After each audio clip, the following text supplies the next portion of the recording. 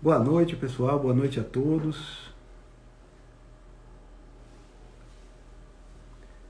Boa noite a todos. É um prazer estar aqui mais uma vez, ao vivo, pelo IDI, para darmos sequência ao nosso projeto Diálogos, IDI Diálogos, Converse com o Autor. Na noite de hoje nós vamos conversar, bater um papo com Felipe Recondo, coautor do livro Os 11, sobre bastidores do Supremo Tribunal Federal. Já vou aqui enviar o convite para ele aqui.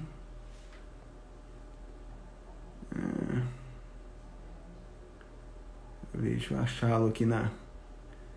Participará também da live nossa colega e amiga Luísa Franchise. Vamos ver, cadê Felipe aqui? Vamos esperando ele aqui entrar. Deixa eu mandar aqui uma... Deixa eu mandar aqui uma mensagem aqui para ele.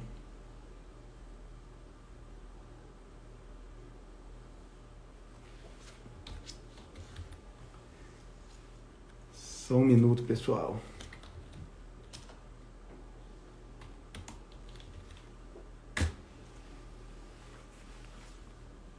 Vamos achar Felipe e Luísa.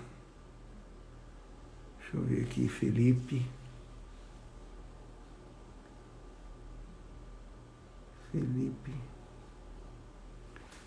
Convidar Luísa.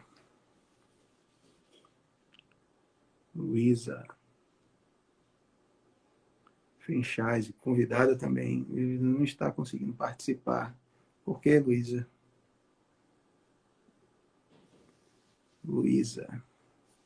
Novamente aqui, vamos tentar. Luísa.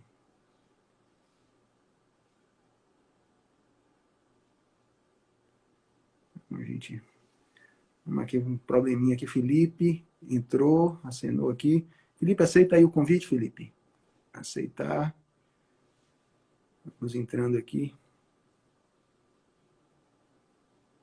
Deixa eu acertar aqui que estamos com um pequeno problema técnico aqui para fazer Felipe e Luísa entrarem na... Não está conseguindo participar. Peraí, deixa eu mandar de novo um convite. Convidar. Bom, Felipe, eu lhe convidei aqui novamente. Vou convidar a Luísa também. Convidei Luísa. Vamos ver se você consegue entrar agora. Peraí, entrei. Maravilha. Pronto. Tudo bem, Danilo? Pronto, o time está completo Tudo agora. bem, Luísa? O time está completo. Bom, pessoal, é um prazer, uma satisfação muito grande estar com vocês aqui essa noite. Como eu já havia falado, estamos nesse espaço virtual do IDI para darmos sequência ao nosso programa, ao nosso projeto IDI Diálogos, Converse com o Autor. Nós procuramos abordar temas jurídicos, né, em sua grande maioria, mas não apenas jurídicos. Nós temos aberto também espaço para tratar de temas que, embora não sejam considerados jurídicos do ponto de vista estritamente técnico, né, de alguma maneira se correlacionam com a atuação jurídica.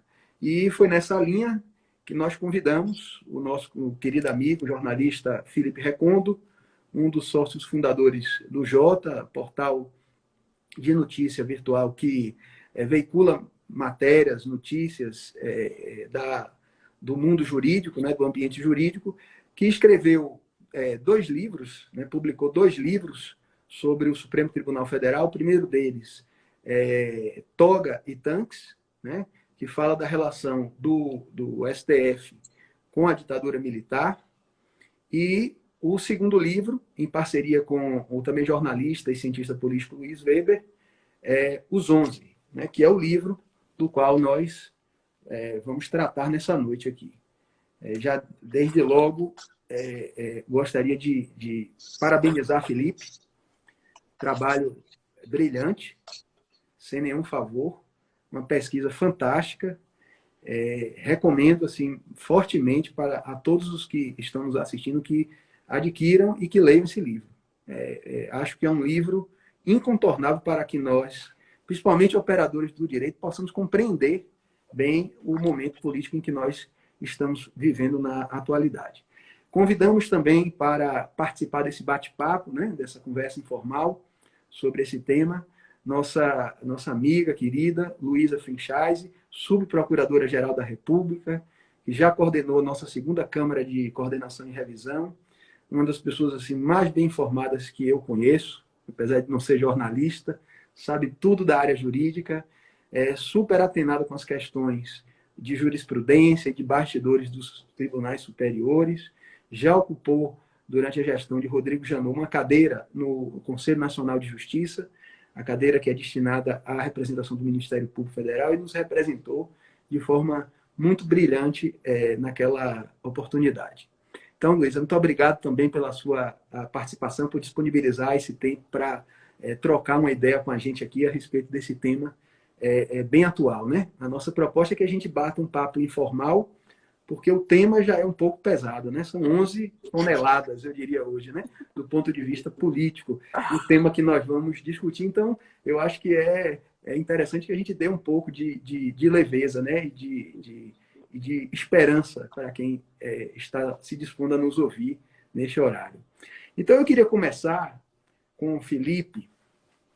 Eu queria lhe pedir, Felipe, que você desse para a gente assim, uma panorâmica, nos apresentasse um pouco o livro, falasse um pouco dos bastidores da confecção desse livro, de sua pesquisa, do processo de escrita desse livro, como foi que isso se deu. E eu queria também fazer uma pergunta, essa é uma pergunta indireta, né? Vladimir me deu uma soprada, disse assim, pergunte a Felipe se esse livro dele teve alguma inspiração naquele livro americano, né? The Nine, né? de Jeffrey Tobin, né? Não sei se você leu o livro, se você de alguma forma se inspirou. Então, deixo já para a gente começar esse bate-papo, a palavra é com você. Danilo, primeiro, obrigado pelo convite. Obrigado a Luísa, mais uma vez a gente podendo conversar. Sempre muito bom. E falar do livro, eu mandei, vou fazer aqui o confidencial os bastidores, eu mandei uma mensagem para o Danilo, falando, Danilo, eu tenho um problema de falar do livro. Às vezes eu não sei mais o que é passado e o que é presente. Porque algumas coisas no livro, a gente vê, algumas coisas do passado, é óbvio, a gente vê se estendendo para o presente, né?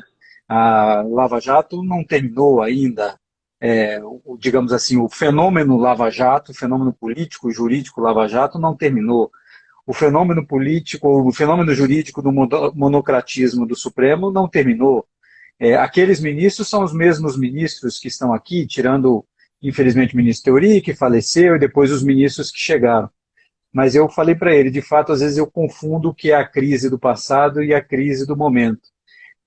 Você está bastante otimista, Danilo, dizendo que a gente pode talvez dar um pouco de leveza nessa conversa. Eu acho um pouco difícil, ainda mais depois do que tem acontecido nesses últimos dias, nas últimas semanas.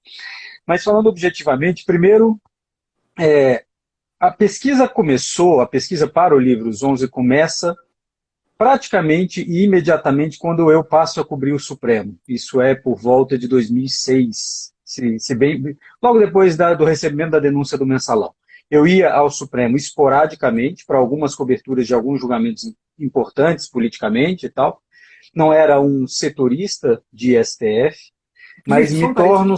Na época você trabalhava no Estadão ou na Folha? Antes eu trabalhava na Folha, quando comecei a ir para alguns julgamentos no Supremo, depois fui para o Estadão. Então, em 2006 eu estava no Estadão, fui contratado pelo Estadão para cobrir Senado, e aí, por um acidente de percurso, a minha colega que cobria Supremo ia passar um ano nos Estados Unidos num sabático. E aí me pediram para, nesse um ano, eu ficar no Supremo. Isso foi em 2006, eu nunca mais saí. E a partir do momento que eu pisei no STF, ou que eu tive de cobrir o STF, a primeira coisa que eu fiz foi perguntar para algumas pessoas, olha, eu estou vindo da cobertura de um poder em que o normal é falar, em que o normal é se expor, explicar, tomar posição, antecipar o jogo para pro eleitor, para o leitor, para o ouvinte, telespectador.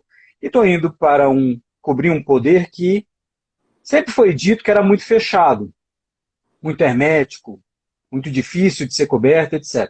Então eu fui tentar estudar para saber onde é que eu estava pisando. E aí eu procurei bibliografia para ler sobre o Supremo Tribunal Federal, tentar entender, conversei com alguns amigos e tal, e comecei a ler. E todo mundo que vai ler sobre o Supremo começa pelos livros da Leda Boechat, desde 1891 até 1963. E aí, a partir dali, a gente já sente um pouco de falta de bibliografia.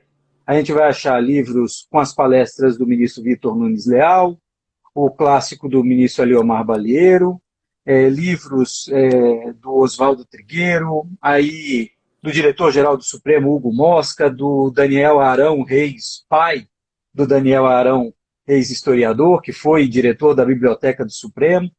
Mas a gente sente falta, eu sentia falta de um livro de um jornalista que pudesse me dar os bastidores do tribunal, como ele funciona, para saber onde é que eu estava pisando. E vendo essa ausência de bibliografia, aquilo só me acendeu uma luz. Eu não tinha nenhuma pretensão de escrever um livro sobre o Supremo. Eu simplesmente estava querendo entender aonde eu estava entrando para cobrir.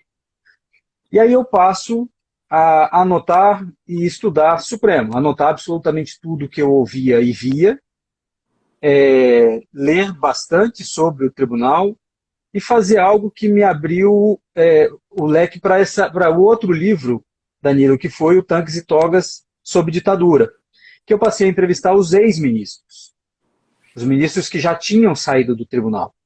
E que era interessante porque me dava a perspectiva deles, da época deles, e um pouco do que eles viam do Supremo de então, de agora. Claro que é muito difícil fazer comparações de instituição, mas era bom ouvi-los.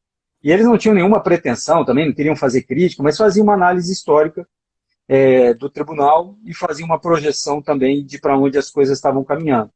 Então eu passei a acompanhar o Supremo no dia a dia, na cobertura do dia a dia, e eu anotava absolutamente tudo o que eu via, que me parecia relevante.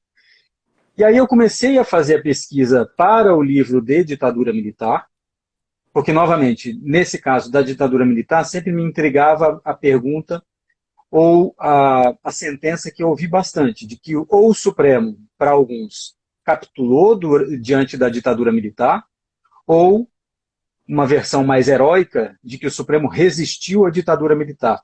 Depende com quem você fala, né? Quem era da esquerda diz que capitulou. Os ministros do Supremo, do passado e do presente, diziam que foi corajoso e conteve a ditadura militar. Então eu sempre tive uma dúvida sobre isso e passei a pesquisar esse período. E aí o que aconteceu foi, no final desse processo de escrita do Tanques e Togas, o ministro Teori Zavascki morreu. E aí, no dia seguinte à morte do ministro Teori Zavascki, eu recebo uma ligação do meu editor, lá na Companhia das Letras, e ele diz o seguinte: Felipe, largue o livro sobre Suprema e ditadura e a gente precisa escrever um livro sobre agora. Aí eu falei, bom, já estava num processo de finalização do outro livro, falei, vamos publicar esse, depois a gente faz o outro, sem dúvida nenhuma. Então, foi o que a gente fez. O Tanques e Togas eu fiz ainda solitariamente, os 11 com o Weber, que era o meu coordenador no Estadão, então com quem eu conversava todo santo dia sobre o Supremo, sobre percepções e tal. E aí a gente foi tentando colocar a maior dificuldade foi colocar um esqueleto que nos ajudasse a contar uma história com começo, meio e fim. E o Vladimir, é claro, tá, como bom investigador que está correto. E o próprio nome mostra isso. Nós nos inspiramos, eu posso dizer o seguinte, o nome do livro, claro, é inspirado no The Nine. Mas nós nos inspiramos mais na bibliografia americana do que especificamente no The Nine.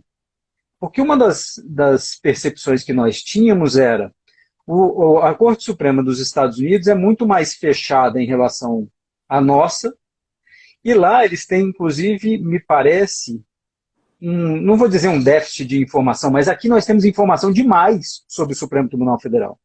Demais, exageradamente sobre o Supremo Tribunal Federal. Nós temos entrevista de um ministro por dia, dava para fazer estatisticamente, é capaz de a gente achar uma entrevista de um ministro do Supremo por dia. Não estou reclamando, não, porque senão eu estou fazendo trabalho aqui contra a categoria.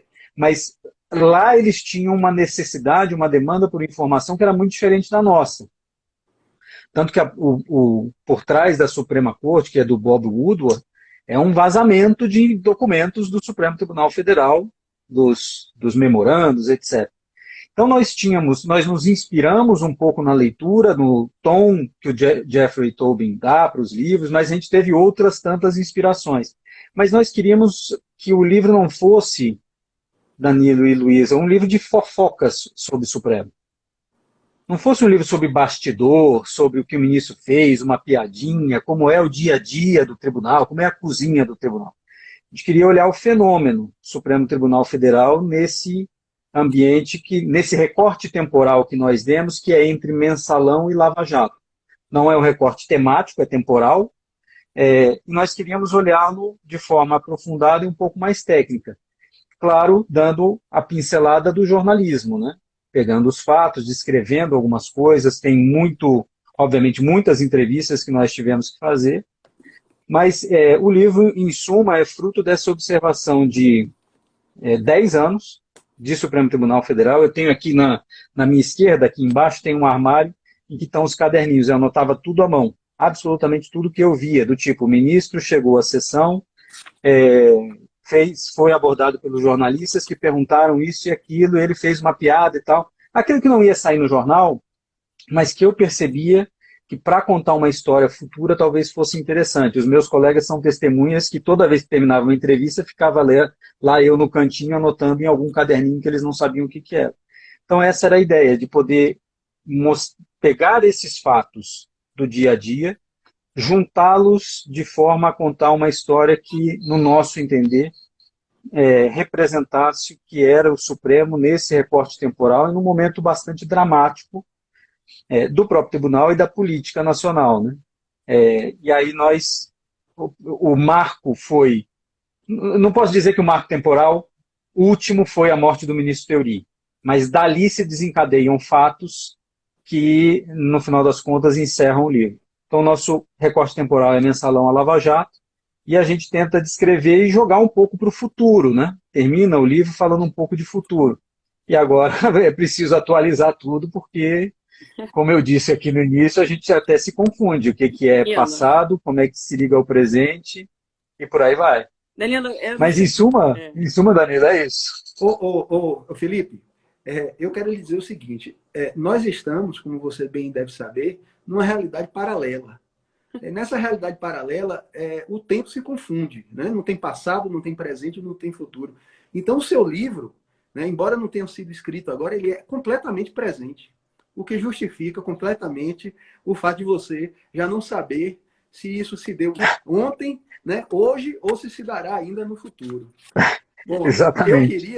Eu queria dizendo isso aí, eu queria passar a palavra à Luísa para ela fazer a saudação dela e fazer alguma pergunta que, eventualmente, ela tenha interesse a Felipe, a respeito do livro.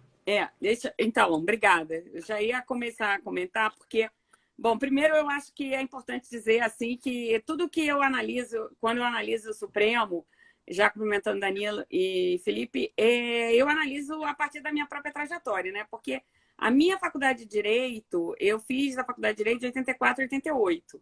Então, toda a minha trajetória ela está ligada à nova Constituição, ao Supremo que estava vindo, e não ao passado, porque eu tive uma sorte muito grande na UERJ, por isso que eu gosto sempre de dizer que eu sou bacharel de Direito pela UERJ, de ter professores que estavam pensando o futuro, não estavam falando do passado, estavam pensando o futuro.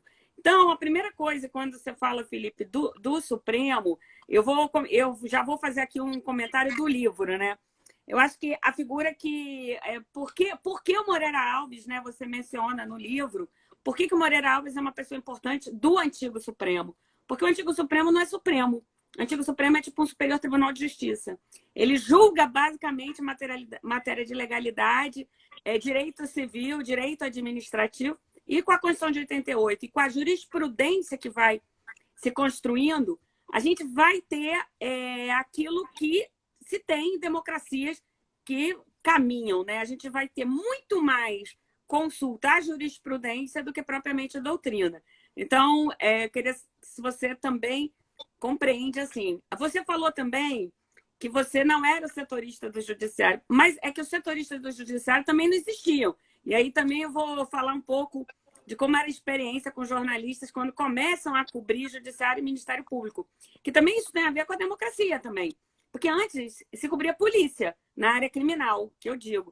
Aí alguns jornalistas começam a cobrir judiciário e começam a cobrir Ministério Público. E como é que é aqui em Brasília?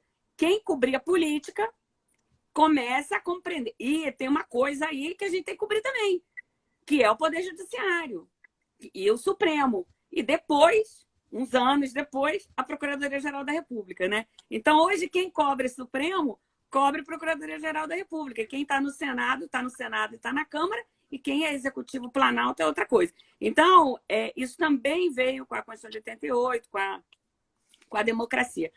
E o que eu gostei do seu livro, assim, eu acho que o seu livro, para alguns, é história. Para outros, é memória. Porque quando você vai lendo o livro, você vai lendo, isso aqui, essa matéria saiu aqui, aquela outra matéria saiu aqui. Mas é tanta coisa que, especialmente, assim, eu diria assim, de 2015 para 2018, que tem coisa. Falei, caramba, isso aqui aconteceu. Teve, né, Eduardo Cunha, a morte do ministro Zavascki, a questão do impeachment, a questão do Temer, a intervenção ou não a intervenção no processo do impeachment, como se constrói o processo do impeachment. Isso tudo, na verdade, é muito próximo, né? Então, mas numa linguagem jornalística. Só que eu acho que você também fala, e aí eu queria também que você falasse um pouco disso, que eu acho importante, é que quando o Supremo começa a ser conhecido, né? Que não é mais aquele, né, que falava esse ilustre desconhecido. Uhum. Eu acho que a TV Justiça é a TV Justiça. Eu me lembro de um julgamento, eu vou falar de 2 julgamentos que eu acho que comprovam isso. Um julgamento de questões do movimento de sem terra, que quando os telões em cima de caminhões, e agora, há 2 anos atrás, quando a gente teve o Abril Indígena, e estava falando do marco temporal, e a gente tinha os povos indígenas acompanhando na frente do Supremo telões. Mas nos Estados Unidos não é assim. Nós não somos os Estados Unidos. Nós fomos uma ditadura, mais de uma vez, né? Ditadura Vargas, ditadura militar. E isso tem a ver com a necessidade da transparência, porque nós não somos uma sociedade da confiança. A gente não confia que, vão lá se reunir, vem aqui e falam. Não é assim. O julgamento tem que ser público. Então, eu acho que tem essas características também. Se é demasiado ou não é demasiado, aí a gente vai ter que analisar. Isso aí, outra que você falou, os ministros dão entrevista, adiantam posições, e aí sim eu acho que eles fazem um pouco, aí eles fazem política. Será que fazer política não faz parte do judiciário? O problema é a política partidária, ou usar questões que o Congresso, o que é legítimo no Congresso, que é o não decidir, né, no Legislativo, o não decidir é possível.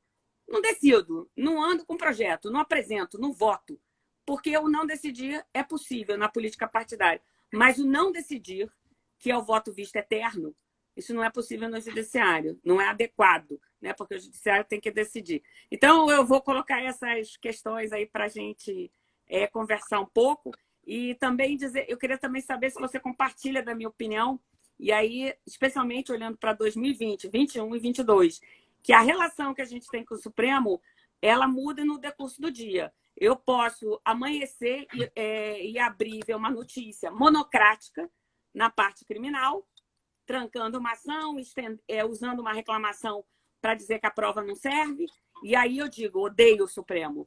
É um absurdo o que o Supremo está fazendo. E no curso de dia e à tarde vai vir uma notícia que o Supremo julgou, na 4ª ou na 5ª, uma política pública que estava sendo destruída e disse isso não pode ser feito por decreto, essa lei é inconstitucional, ou a política ambiental tem que ser respeitada, os tratados internacionais e os povos indígenas. E aí, no fim do dia, eu posso estar comentando outra coisa, tal a magnitude das decisões, especialmente nesses 2 últimos anos. Então, se você também tem essa relação ambígua com o Supremo Tribunal Federal?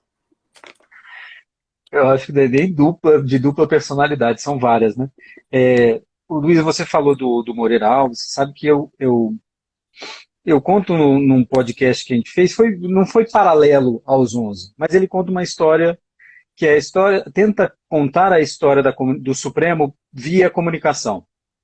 Justamente para pegar esse movimento, que é o Supremo discreto, aquele outro desconhecido do Aliomar Balieiro, para se tornar o que o Ézio Pires falou em determinado momento. O Ézio Pires foi o primeiro secretário, assessor de comunicação do Supremo, que era um famoso desconhecido, e todo mundo passa a falar dele. Então, no Parede São de Vidro, que está disponível aí no Spotify e tal, para ele eu entrevistei o ministro Moreira Alves e perguntei para ele, isso faz 2 anos, já fora do Supremo, portanto, com idade avançada e tal, e perguntava para ele, ministro, o senhor acompanha o Supremo?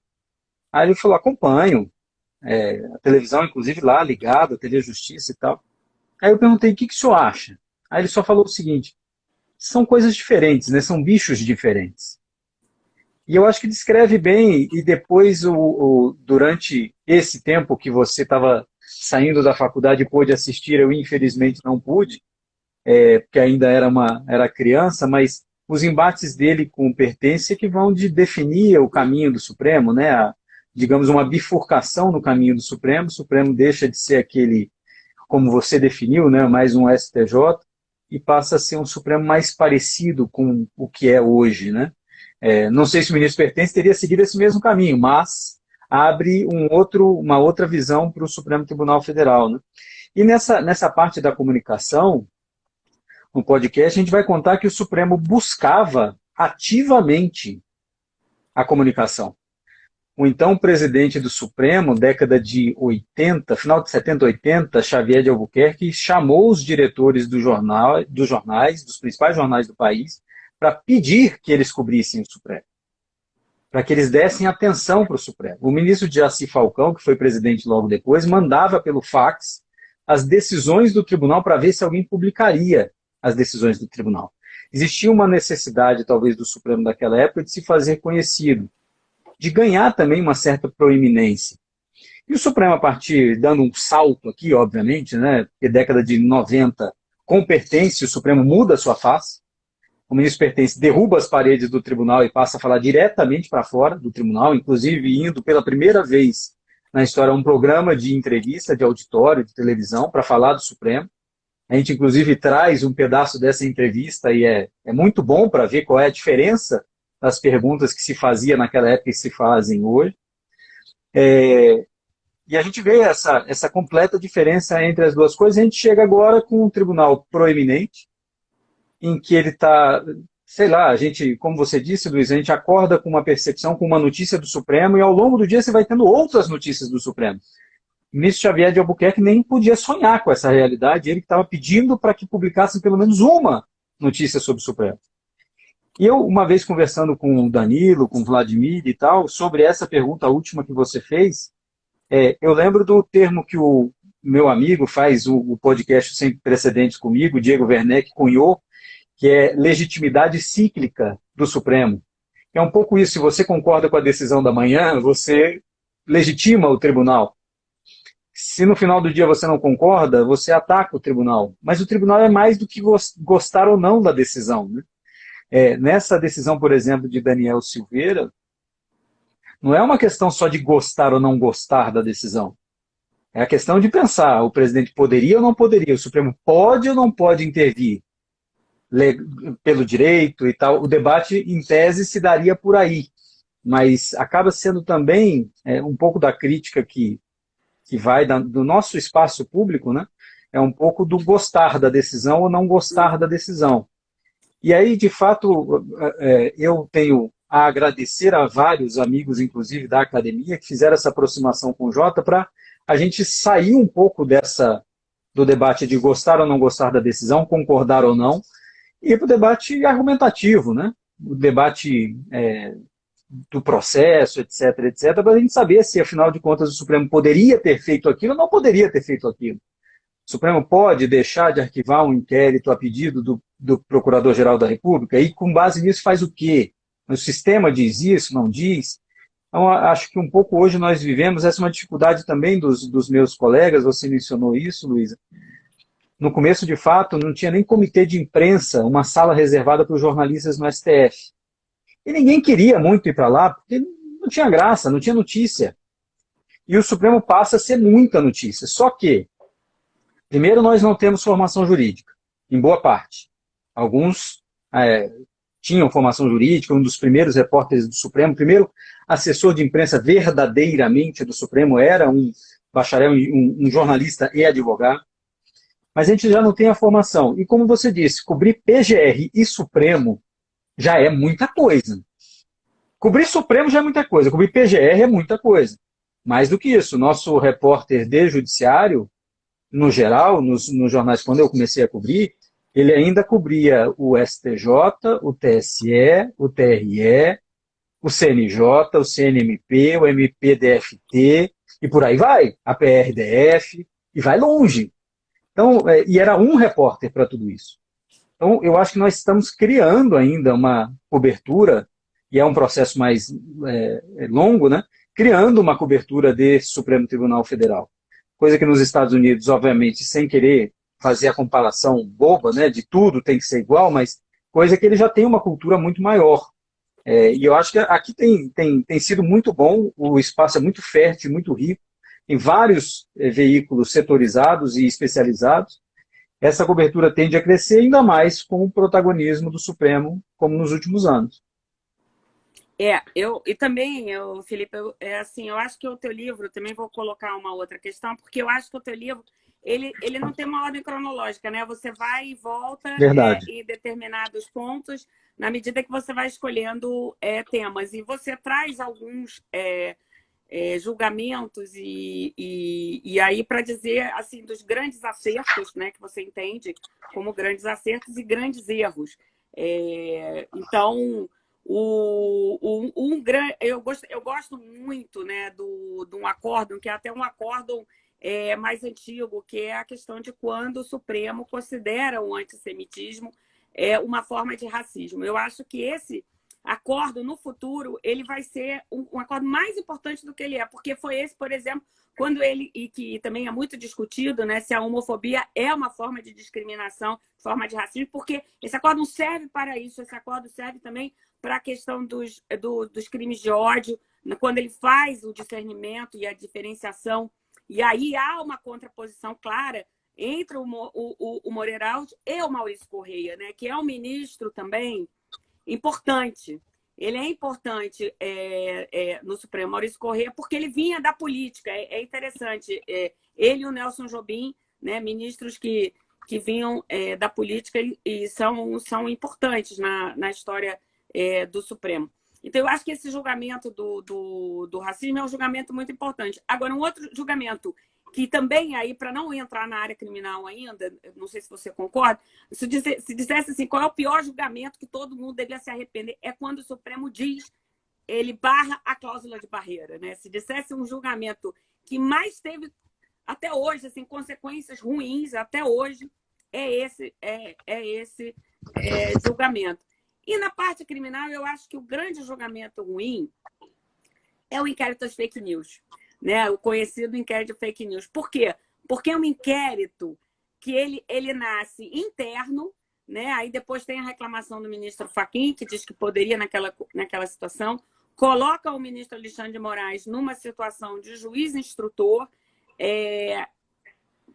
às vezes, investigando pessoas que não têm prerrogativa de foros, com um pedido de arquivamento primeiro da Raquel Dodge, e vai fazendo o quê? Fortalecendo aquela parte que é muito ruim no Supremo, que são as famosas decisões monocráticas que não são levadas a plenário, né? Então, se nós tivéssemos que aperfeiçoar o Supremo, essa questão das decisões... Não é que não se possa ter decisões monocráticas, mas as decisões monocráticas deveriam cumprir a lei, né? As leis, especialmente as leis que tratam das ações originárias.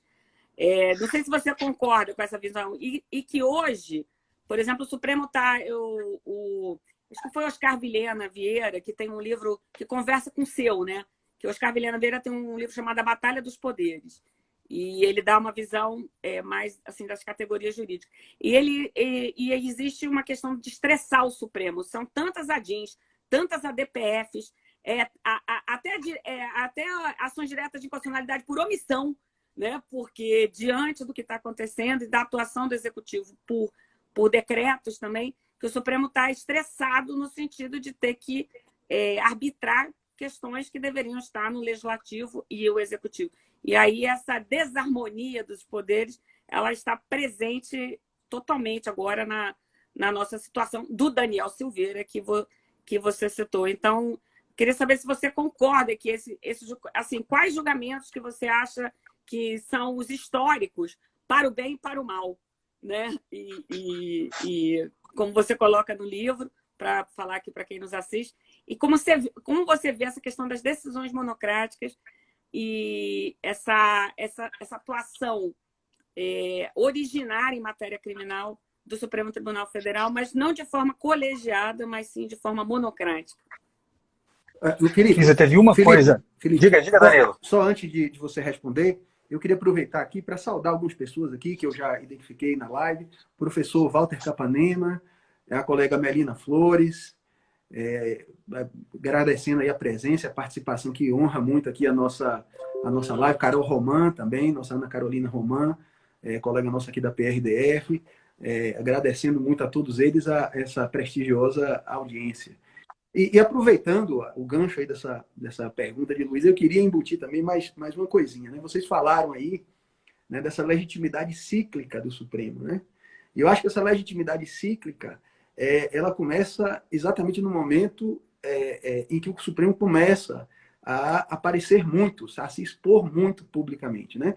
E esse marco é mais ou menos o início dos anos 2000, quando o Supremo amplia a atuação criminal dele, por conta daquela alteração constitucional que tirou a necessidade de autorização prévia da Câmara para processar parlamentares, investigar e processar, e com a criação da TV Justiça.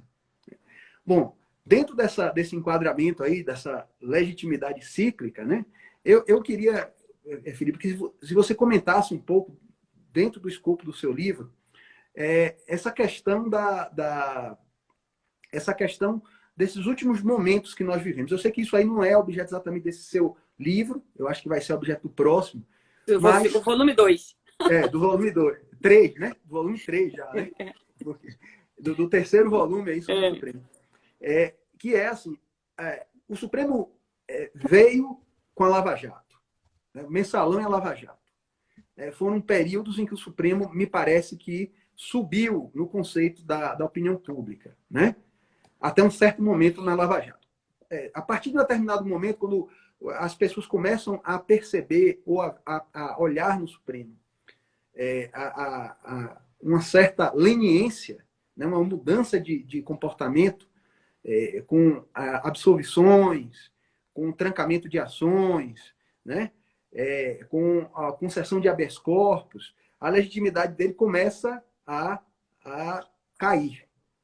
E depois ela volta a subir novamente nesse processo da pandemia, quando o Supremo confronta, né, várias medidas, no meu entender, desarrazoadas do governo federal e conserta determinados rumos de políticas públicas.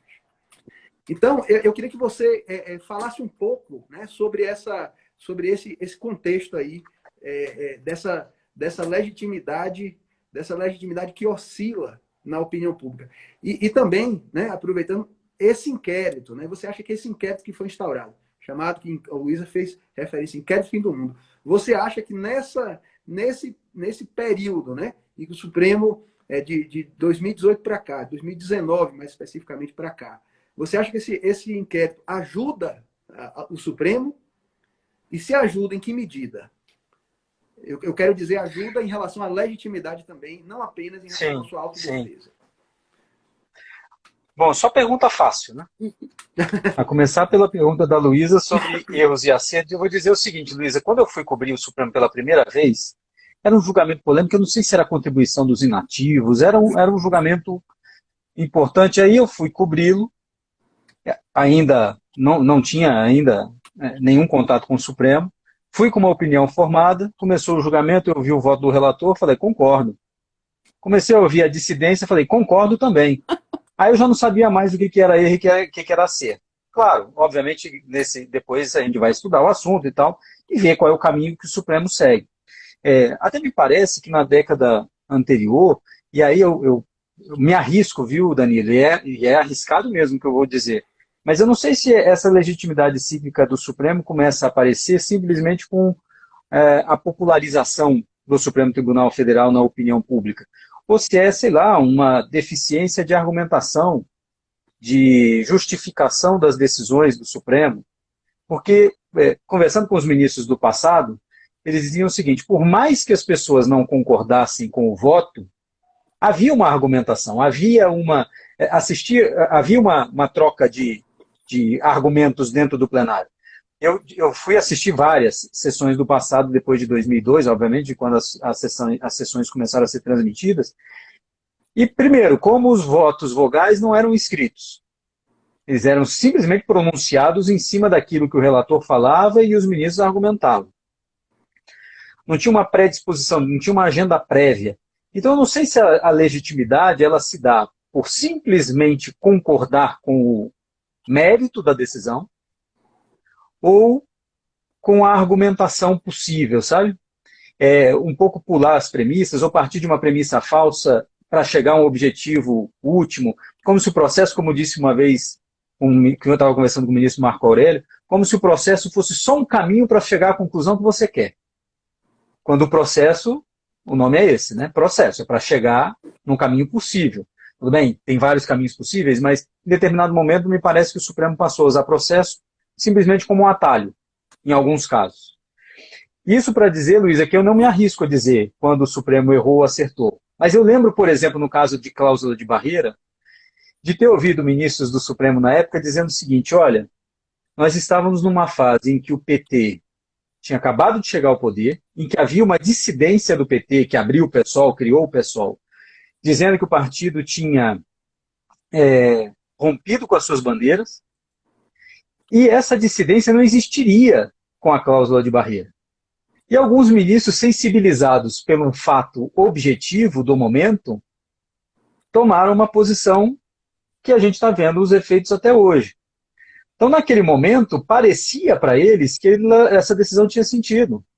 E aí eu lembro de, no plenário, estarem Heloísa Helena, Miro Teixeira, Chico Alencar, etc., fazendo pressão sobre o Supremo para derrubar a cláusula de barreira, porque senão eles teriam que voltar para o PT. No final das contas, eles não tinham solução. Uhum. E aí o Supremo se sensibiliza com isso. Então, dentro daquele momento, quando a gente olha hoje pelas consequências, é claro, os ministros mesmo que votaram naquele sentido falam, erramos. A consequência não foi boa. No caso do Elvanger, que no final das contas é esse do antissemitismo, né, e foi a partir daí que o Supremo passa a transmitir as sessões ao vivo, justamente pela briga, pela discussão entre Moreira Alves e o ministro Maurício Correia, que antes as sessões eram editadas e a partir dessa discussão eles falaram, não faz sentido, quem é que vai editar ministro do Supremo? Ninguém vai editar ministro do Supremo para botar, então a partir daí vai ao vivo. Eu me lembro de ouvir um comentário do ministro Jobim, claro, passados vários anos, ele dizendo o seguinte, se nós não tivéssemos segurado aquele caso naquele momento, talvez o que nós estejamos vivendo hoje, de todo mundo falar de todo mundo, ataques nas redes sociais, ofensas, etc., as pessoas passaram a ser racistas e bater no peito, dizendo sou racista mesmo e tenho direito de ser racista. Eu falo, a gente teria vivido isso muito antes. Então tinha um objetivo também, eu não sei se é uma teoria autorrealizável do ministro Jobim, né, mas ele dizia, se a gente não segura isso, o efeito que pode ter é muito maior. Então dá para fazer, inclusive, uma ligação do caso Elvang com o que nós estamos vivendo hoje. Isso. Com tanto tempo, 20 anos de diferença, 19 anos de diferença, a gente pode fazer uma ligação. Né? Eles fazem exatamente... Aí, eu sempre falo isso para os alunos, assim, quando a gente entra na expressão de limites ou não, liberdade de expressão, questão de crimes de ódio, homofobia, eu sempre... Esse acordo, ele é um acordo até que ele é antigo, né? A formatação dele. Falei, pessoal, aí... Exatamente. Tem que ler esse acordo, tem que ler o parecer do professor Celso Láfia, porque a origem está lá. eu também vou agora concordar com você quando você falou que o Danilo falou sobre essa questão da legitimidade do Supremo e a Lava Jato. Eu acho que o que você falou da questão, o problema é a fundamentação e os debates. E você traz no livro alguns casos também que eu vou trazer aqui, que eu acho muito importante, que é a questão da união estável entre pessoas do mesmo sexo, que foi unânime, né? E eu me lembro, isso foi muito debatido, e isso é interessante porque isso antes desse julgamento, nós tínhamos ações civis públicas do Ministério Público para reconhecimento da pensão por morte de companheiros e companheiras do mesmo sexo. Nós tínhamos ações de nome social, nós tínhamos também questões de planos de saúde, ações civis e no STJ que chegavam, né, já para o recurso especial. E eu me lembro que essa decisão do Supremo, ela antecedeu, inclusive, a decisão da Suprema Corte Americana, no sentido de reconhecer inconstitucional uma lei estadual lá que dizia que pessoas do mesmo sexo não podiam casar. E esse foi um debate, e foi um debate acompanhado pela sociedade, porque você tem que eu acho muito importante no processo das ações diretas de inconstitucionalidade, aí originárias, esse debate, né, a apresentação, as audiências públicas. Então, eu acho que esse tema, ele traduz bem isso que você falou, da fundamentação. Outra também que é anterior a isso, e traduz, quando, antes mesmo do Estatuto da Igualdade, o Supremo reconheceu a possibilidade das ações afirmativas. E que é bom lembrar que naquela época... Também por unanimidade. Também por unanimidade. PFL, numa ação. É bom lembrar também que naquele tempo quem questionava não eram os partidos de esquerda, eram os partidos de direita ou de centro, que questionou a questão das cotas na UNB. E esse também foi um grande debate. A interrupção da gravidez do feto com anencefalia.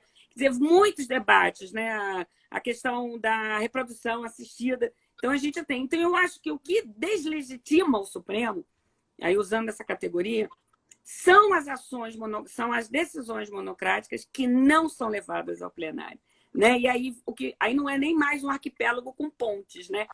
São ilhas isoladas, não tem ponte mesmo. De vez em quando tem um aviãozinho que vai de um lado para o outro, mas nem ponte. Então, eu queria que você comentasse um pouco se você acha, por exemplo, que os mandatos, se nós tivéssemos mandatos por Supremo, que é uma questão que sempre se fala, né? Porque o teu livro você fala isso, que é importante criticar para poder aperfeiçoar. Né? Você termina o livro, você começa o livro falando isso e você termina o livro falando nisso, né? Que é importante conhecer. Depois, mas você sabe por quê, Luísa? Desculpe te interromper, mas esse foi um detalhe. E fazendo a ponte até com o que o Danilo mencionou, a gente tinha uma percepção de que o Supremo estava não sob crítica, mas já dava para vislumbrar que o Supremo, como instituição, estava no caminho de ser atacado. E quando a gente faz o livro, a gente chega ao final falando, olha, é uma instituição com suas imperfeições, como o Executivo como o Ministério Público como todas elas são. Mas a gente não quer parecer aqui que nós estamos escrevendo um livro para dar mais munição para quem quer desvirtuar ou combater a instituição.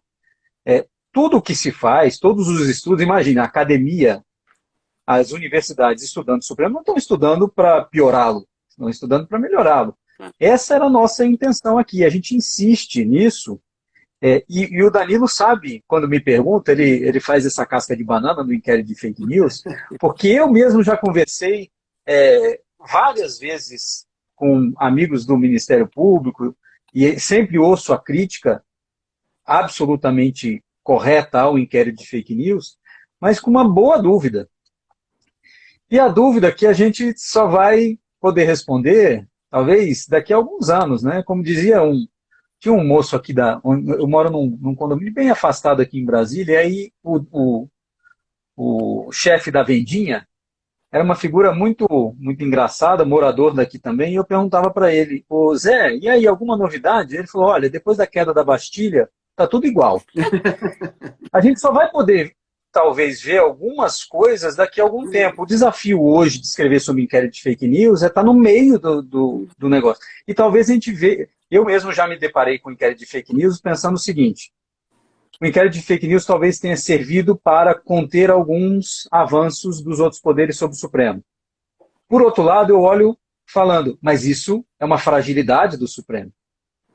Então, eu talvez, em alguns momentos, Luísa, como você falou, acorda-se de um jeito, dorme-se de outro, mas não é um inquérito que me pareça, e eu talvez seja aqui, não vou querer dar uma de isentão, mas que ele tem algumas razões de ser, não estou dizendo que isso o legitime, mas igualmente abre caminho para várias contestações, como nós estamos vendo.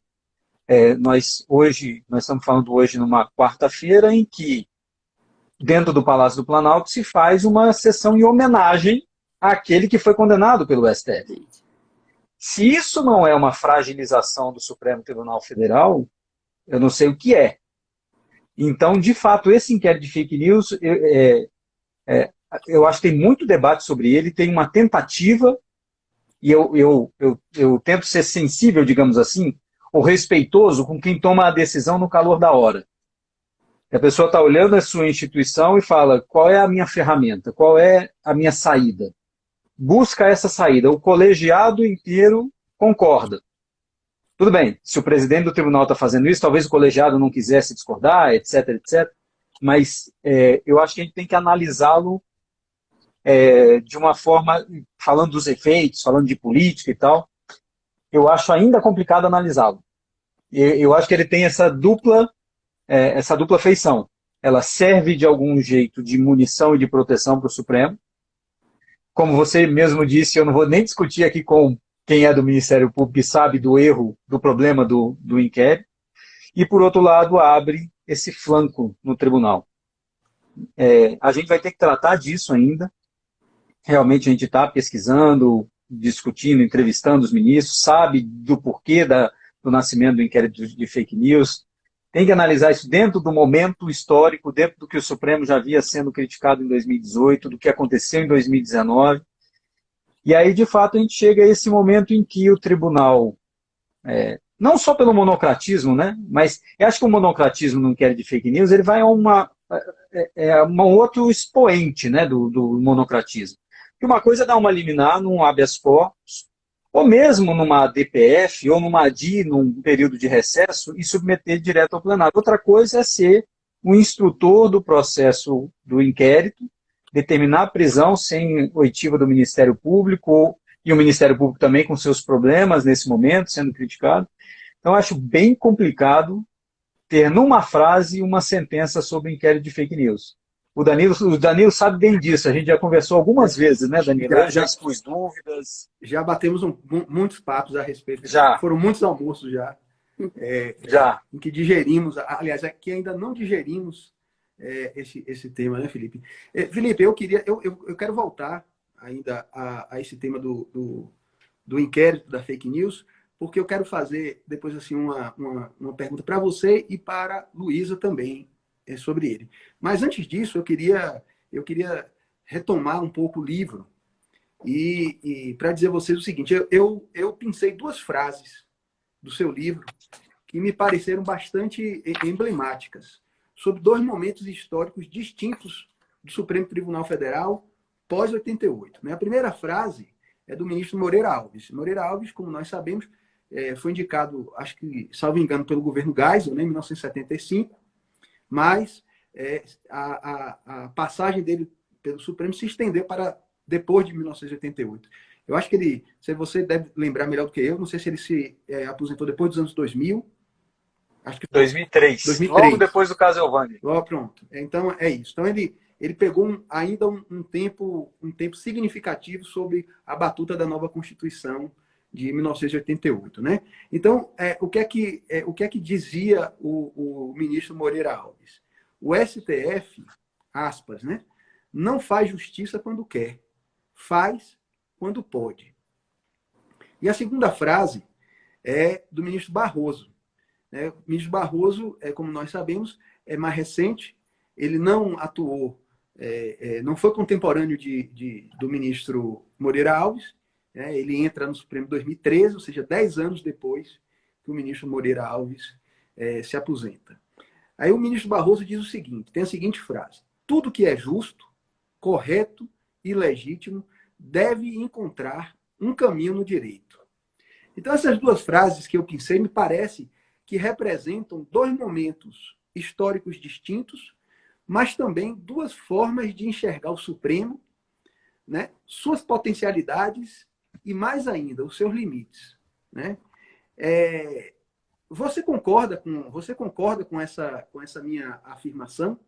E se sim, em termos políticos, com qual dos dois, se você tivesse que escolher uma dessas duas posições, para você, qual das duas politicamente seria a mais adequada para o Supremo Tribunal Federal, dentro desse contexto de um poder que controla, que diz a última palavra do que da vontade da Constituição?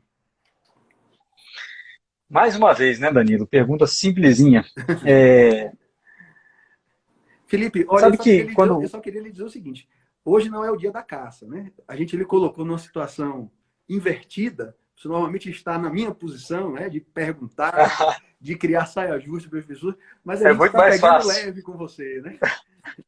Levíssimo. Sabe, Danilo, que eu não sou bacharel em direito, não me arriscaria nem a dizer qual a posição que eu, ministro do Supremo, teria. Mas eu vejo... Mas eu falo politicamente, razões... mais juridicamente. Sim.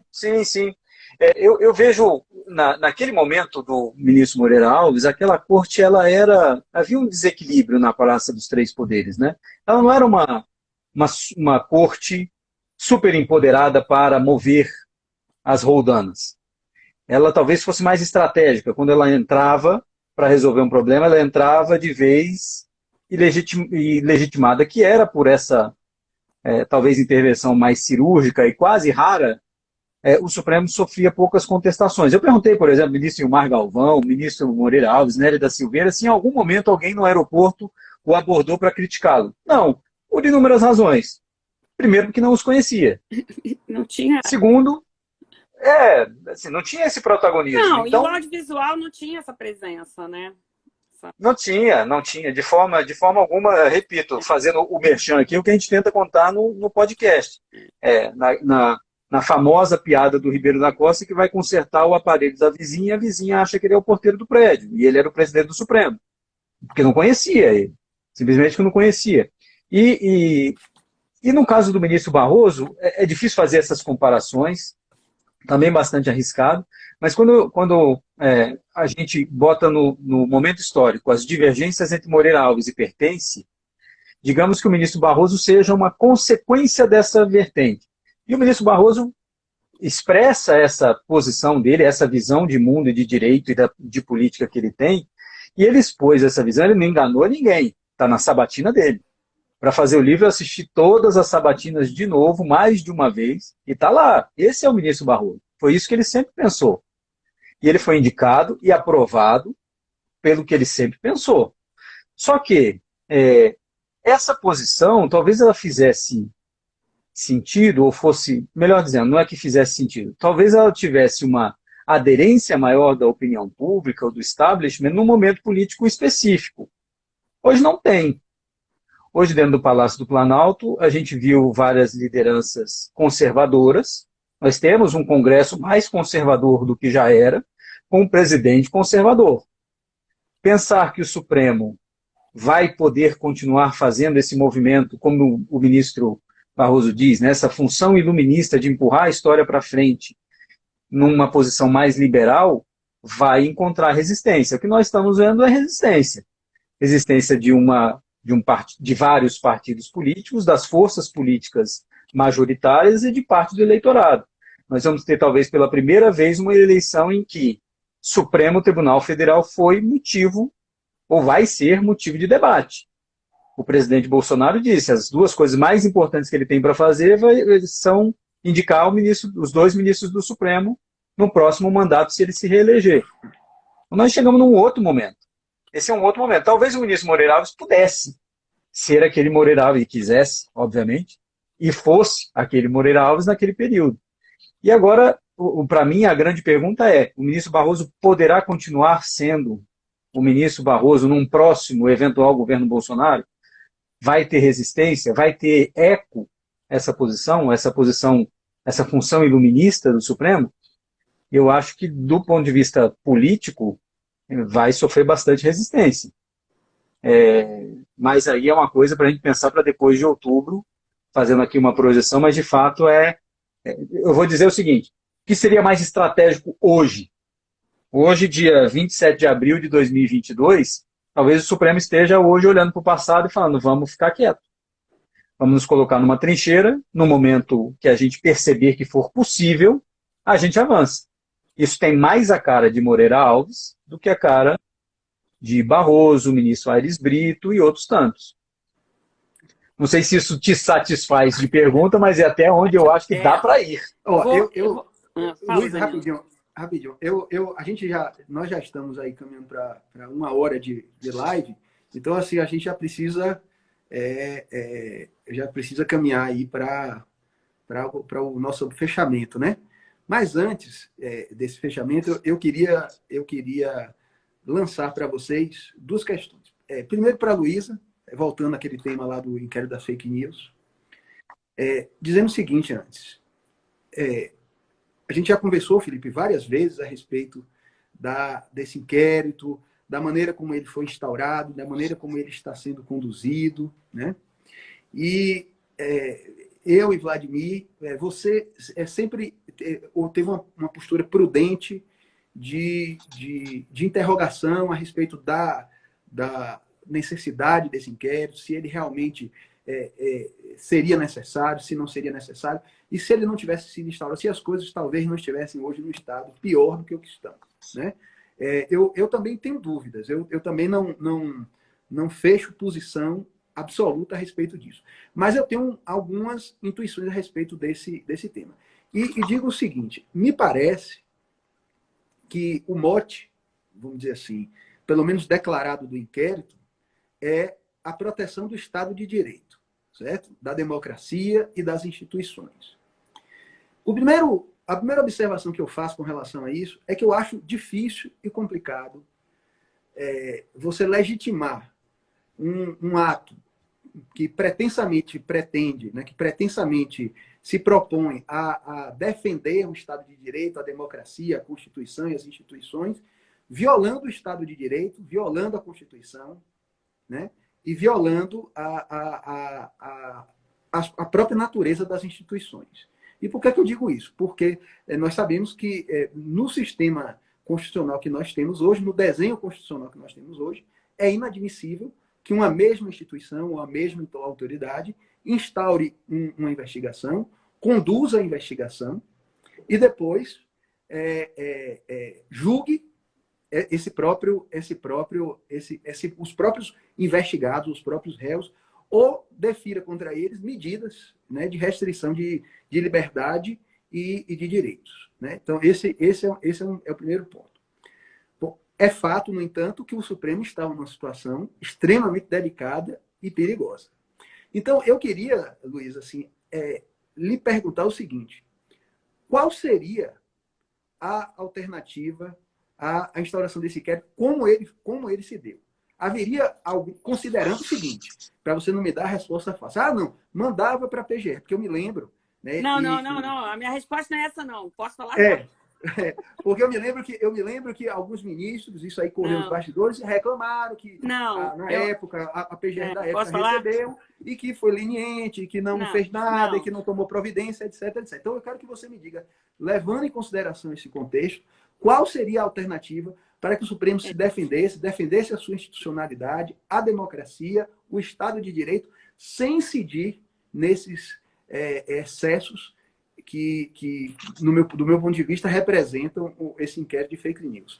E Felipe, para encerrar também, eu queria lhe perguntar o seguinte: quando você intitula o livro, vocês, né, você e o Verbis, os 11, né, esses 11 são os 11 ministros ou são os 11 supremos? Luísa, você está com a palavra aí. Então, gente bom, primeiro, o inquérito do fake news, eu acho que a gente chama de fake news, né? É um inquérito que é instaurado. O ministro Toffoli instaura esse inquérito e ele faz a distribuição dirigida ao ministro Alexandre de Moraes com base no regimento interno do Supremo Tribunal Federal. E o que o Supremo diz, o que o regimento interno fala, é que é possível o Supremo instaurar procedimentos internos para apurar questões relacionadas a questões do Supremo. Então, eles transformam o inquérito, uma possibilidade de inquérito administrativo, num inquérito que não é um inquérito policial, mas que é um inquérito onde se investigam fatos criminosos, que naquele momento eles estavam sendo ameaçados, né? Até o Felipe coloca aí, ameaças ao Supremo e à integridade física de determinados ministros. Agora, é importante que se diga que, paralelamente a isso, houve uma reclamação e, nessa reclamação, o ministro Fachin deu as balizas desse inquérito. Então, esse inquérito ele pode continuar desde que ele apure somente ameaças aos ministros. Aí eu acho, então, primeira pergunta, eu acho que esse inquérito ultrapassou as balizas. Se ele tivesse ficado nas balizas, ele teria tido o melhor caminho. Mas aconteceu uma outra coisa. Quando e quem é investigado nesse inquérito? Uma série de pessoas que não têm prerrogativa de foro. Então, o que se constituiu, que fez ali, é uma jurisprudência no sentido: se o Supremo for ameaçado ou seus ministros forem ameaçados, de acordo com a reclamação que foi julgada do acordo do ministro Fachin, pode haver um inquérito. Mas isso vai indo e vai sendo investigado em medidas cautelares, etc. Só que aí é importante lembrar que em 21 houve uma... Agora nem estou lembrando, não sei se foi em 20 ou em 21. Acho que foi em 20. Em 20, houve uma requisição de inquérito pelo Procurador-Geral da República. E esse inquérito é o inquérito conhecido como o inquérito dos atos antidemocráticos. Nesse inquérito, para mim, e aí nesse inquérito estava lá de acordo com de acordo. São investigadas pessoas que têm prerrogativas de foro, que são deputados, pessoas que têm conexão, pessoas que estão fazendo crimes de ódio na rede, youtuber. Só que aí o que acontece? Nesse inquérito são oferecidas denúncias. Aliás, é nesse inquérito que é oferecida a denúncia, salvo engano, do Daniel Silveira, depois que ele é preso. Então, aí temos esse inquérito. Só que aí, para todas as outras coisas, o inquérito é arquivado. Ele não é desmembrado, ele não vai para a primeira instância, ele é arquivado. Então, a gente não pode falar desse primeiro inquérito. Eu acho assim, qual era a solução para esse primeiro inquérito? Continuar a se ater aos limites que o próprio Supremo disse, porque o Supremo disse, os limites estão lá na reclamação, e fazer todo o resto no outro inquérito. Mas o outro inquérito, ele não cumpriu a sua função. Ele vinha bem. Requisição, investigação, cotas do Ministério Público, etc., denúncia. Num determinado momento, é pedido o arquivamento desse inquérito e o ministro Alexandre de Moraes não arquiva e diz, olha, tem diligências e tem isso, tem mais aquilo. Parte disso foi desmembrado. Na verdade, é importante dizer que vários pedaços desses inquéritos foram desmembrados. Alguns foram arquivados, pouquíssimos deram denúncia, e muitos foram arquivados porque entram no direito à questão da crítica exacerbada, aquela coisa. Não se constituíam verdadeiras ameaças. Aquilo que foi verdadeira ameaça, houve até uma denúncia pelo MP paulista. Então, eu acho que o caminho seria, no inquérito que a gente acabou conhecendo como fake news, se ater somente àquilo que eles disseram que podia, e no outro inquérito ter avançado com outras denúncias e quando o Ministério e desmembramentos, porque esse é outro problema que nós estamos tendo. Os inquéritos são instaurados a pedido do Ministério Público, só que perde-se a prerrogativa de foro e esse inquérito não baixa. Né? Então, esses inquéritos têm que baixar imediatamente. Eles têm que baixar imediatamente. Por exemplo, um dos inquéritos tem que baixar, porque, em princípio, não tem ninguém com prerrogativa de foro, é o que foi instaurado contra o ex-ministro da Educação. Então, eu acho que se o Supremo começar a cumprir assim, o Código de Processo Penal, ajudaria bastante. E cada um faria investigação na instância devida. Agora, eu acho que isso... o problema do Supremo, ele não está aí. Eu acho que o problema hoje é que nós temos um executivo que claramente diz: eu não vou cumprir a decisão judicial. E eu acho que o grande problema que nós temos, e aí alguns dizem, mas por que isso está acontecendo? Essa é uma outra discussão. Eu não admito um executivo ou um legislativo que diga: eu não vou cumprir a decisão judicial. Eu posso criticar até o fim, eu posso dizer que tem mandato, que não pode ter monocrática, eu posso dizer que tem ministro suspeito, mas isso está dentro do jogo democrático. Dizer que eu não vou cumprir e adiantar, por exemplo, que eu também...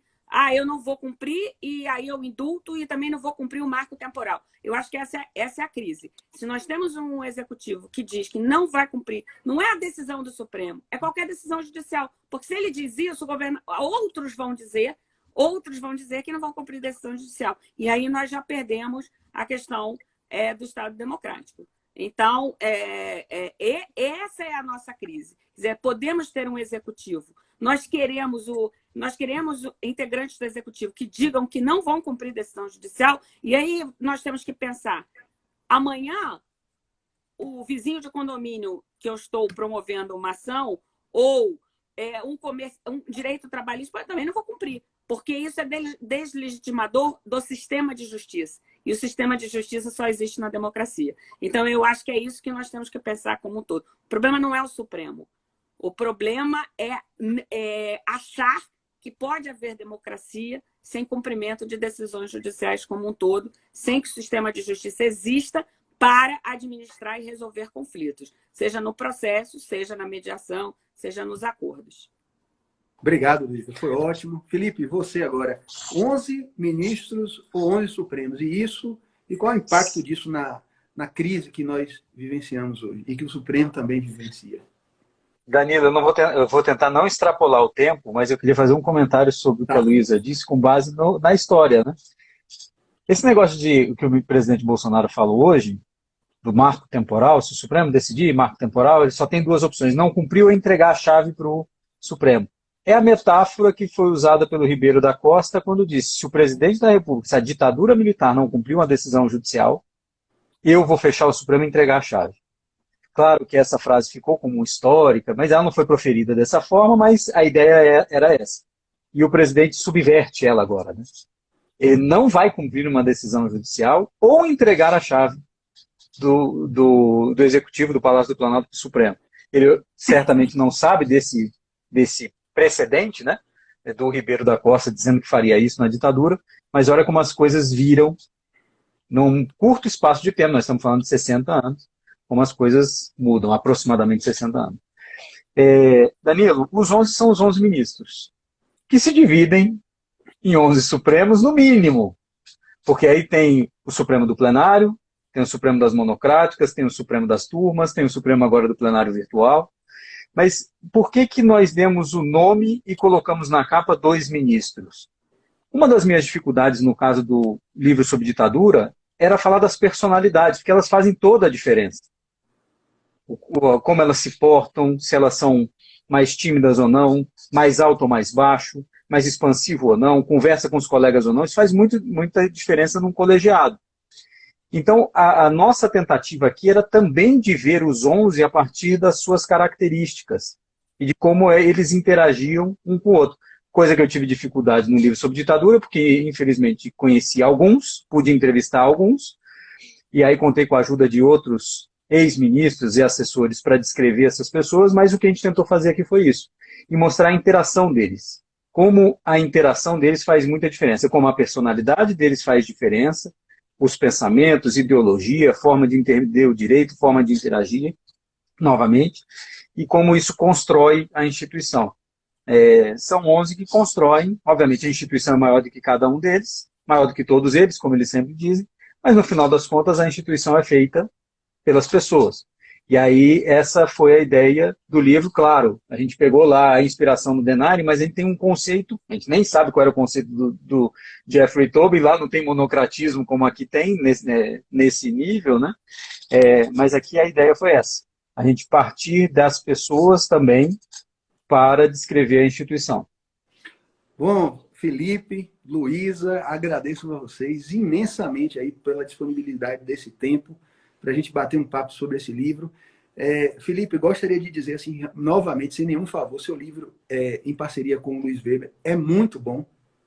Eu diria que é um livro para quem mais tarde tiver interesse em entender o momento histórico que nós estamos vivendo. Ele é incontornável. Para quem vier fazer história do Brasil, história da política no Brasil, ele é um livro incontornável. Ele é uma coisa que me chamou a atenção. Ele é um livro que poderia facilmente derivar para um caminho de fofoca, né? de coisas pitorescas. Mas o interessante é que eu percebi isso com muita clareza lendo o livro, é que não existem pontas soltas no livro de vocês. Mesmo quando vocês fazem referência a fatos pitorescos, né? A características de determinados ministros, a futricas dos bastidores da corte, ela sempre tem um link, né? Tem uma conexão com algum elemento da sua narrativa sobre a história institucional do Supremo Tribunal Federal nessas 2 décadas aí, vamos dizer assim, né? Do início dos anos 2000 até 2018, quase 2 décadas, né? Então eu queria, para a gente encerrar, lhe parabenizar também Obrigado, o Luiz V pela qualidade do livro e dizer que estou ansioso, sei que você já está no prelo com um novo livro, né? As Vidraças, é isso? Não, a gente ainda não tem nome, mas a gente espera que a gente espera que as vidraças permaneçam intactas, mas a gente ainda está pensando. Porque veja só, Danilo, isso, muito brevemente, a maior dificuldade desse livro dos 11, como eu falei, era ter uma espinha dorsal, que contasse começo, meio e fim e tivesse uma cadeia narrativa. Da mesma forma agora. E agora com uma dificuldade ainda maior. Nós estamos no meio dos acontecimentos e os acontecimentos. E tem coisa ainda para acontecer, né? Muita coisa. Mas, de fato, a gente deve concluir até o final do ano, começo do ano, deve estar nas livrarias, se tudo der certo. Maravilha. Luísa, muito obrigado aí pela sua... Enriqueceu demais com o seu conhecimento, suas informações, muito pertinentes, excelentes perguntas. Muito obrigado pela participação das pessoas que também se disponibilizaram a nos assistir por essa 1 hora e pouco. Queria fazer referência também a alguns colegas que eu vi aqui, não vou falar de todos, né, porque é difícil, mas vi Eduardo Pelela, salvo engano, Bruno Lamenha, agradeço aí e mando um abraço para todos eles. Muito obrigado e boa noite a todos. Obrigado. Boa noite. Tchau, Felipe. Obrigado, Danilo. Tchau, Obrigado, Luísa. Boa noite. Para todos que Obrigado, ficaram assistindo. Até logo. Tchau, tchau.